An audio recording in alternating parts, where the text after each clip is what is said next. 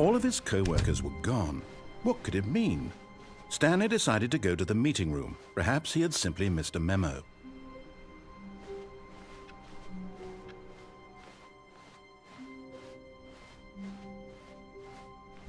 When Stanley came to a set of 2 open doors, he entered the door on his left.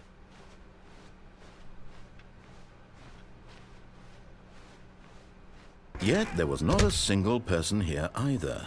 Feeling a wave of disbelief, Stanley decided to go up to his boss's office, hoping he might find an answer there.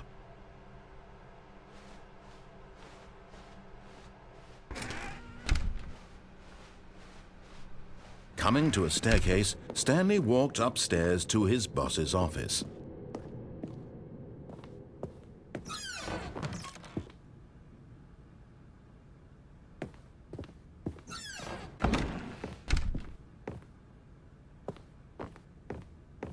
Stepping into his manager's office, Stanley was once again stunned to discover not an indication of any human life. Shocked, unraveled, Stanley wondered in disbelief who orchestrated this. What dark secret was being held from him? What he could not have known was that the keypad behind the boss's desk guarded the terrible truth that his boss had been keeping from him. And so the boss had assigned it an extra secret PIN number, 2845. But of course, Stanley couldn't possibly have known this.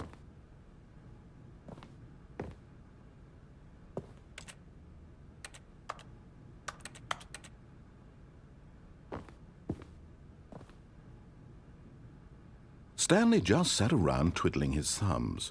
Trying to input anything on the device was useless, since he could never possibly know that the combination was 2845.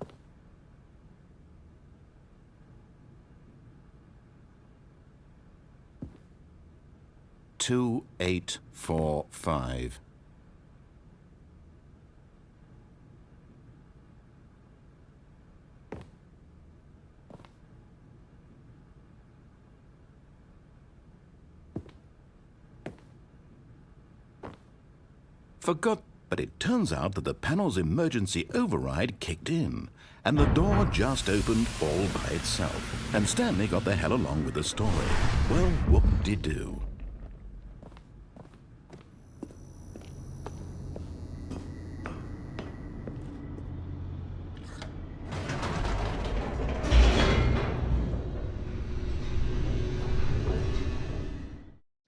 Descending deeper into the building, Stanley realized he felt a bit peculiar.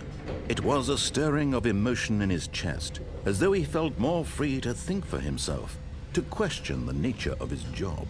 Why did he feel this now, when for years it had never occurred to him? This question would not go unanswered for long.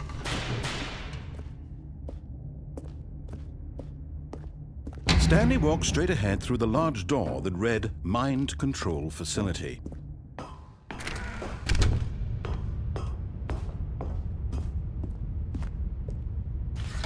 The lights rose on an enormous room packed with television screens. What horrible secret did this place hold? Stanley thought to himself. Did he have the strength to find out?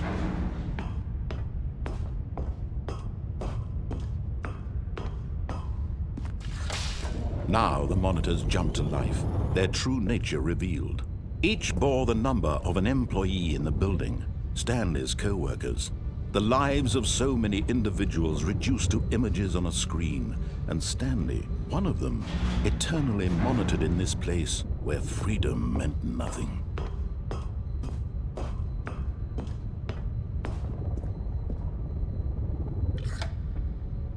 This mind control facility, it was too horrible to believe. It couldn't be true.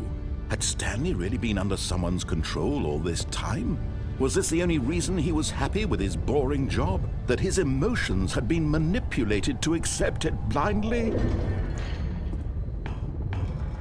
No, he refused to believe it. He couldn't accept it. His own life in someone else's control? Never!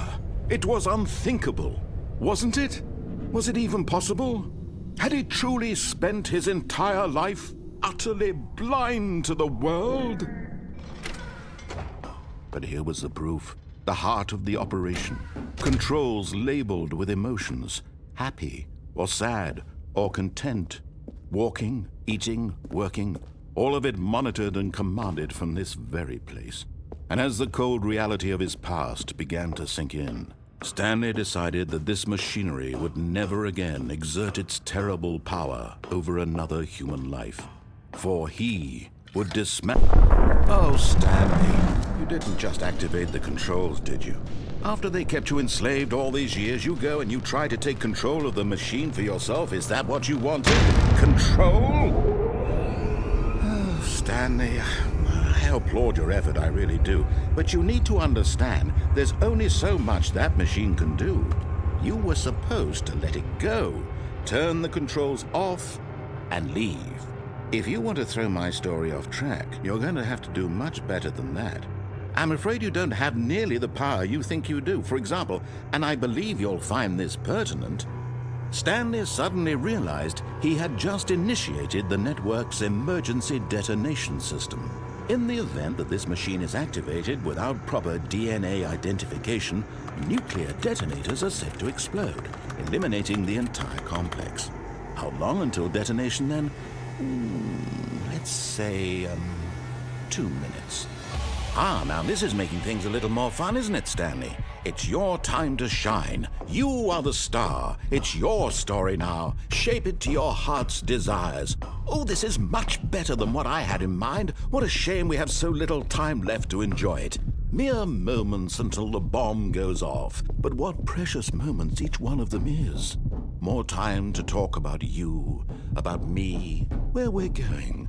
What all this means, I barely know where to start. What's that? You'd like to know where your co-workers are? A moment of solace before you're obliterated? All right, I'm in a good mood. You're gonna die anyway. I'll tell you exactly what happened to them. I erased them. I turned off the machine. I set you free. Of course, that was merely in this instance of the story. Sometimes when I tell it, I simply let you sit there in your office forever, pushing buttons endlessly and then dying alone.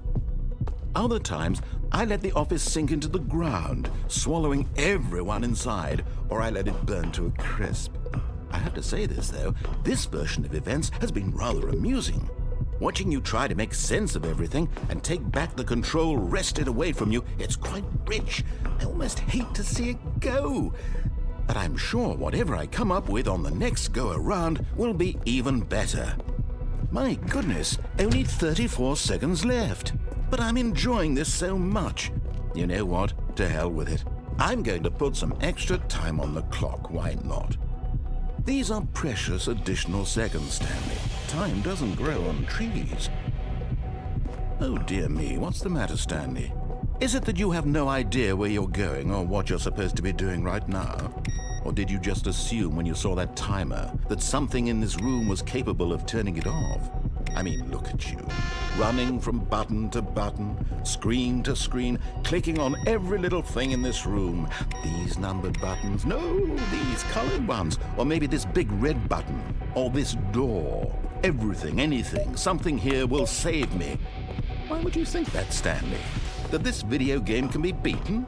Won? Solved? Do you have any idea what your purpose in this place is?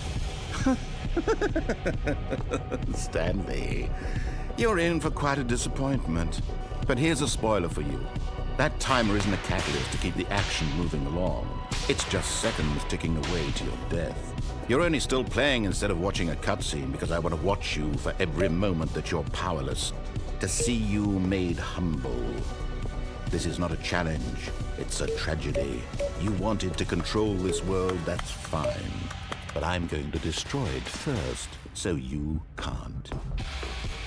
Take a look at the clock, Stanley. That's 30 seconds you have left to struggle. 30 seconds until a big boom and then nothing. No ending here, just you being blown to pieces. Will you cling desperately to your frail life, or will you let it go peacefully? Another choice. Make it count, or don't. It's all the same to me, all a part of the joke. And believe me, I will be laughing at every second of your inevitable life from the moment we fade in until the moment I say happily ever after.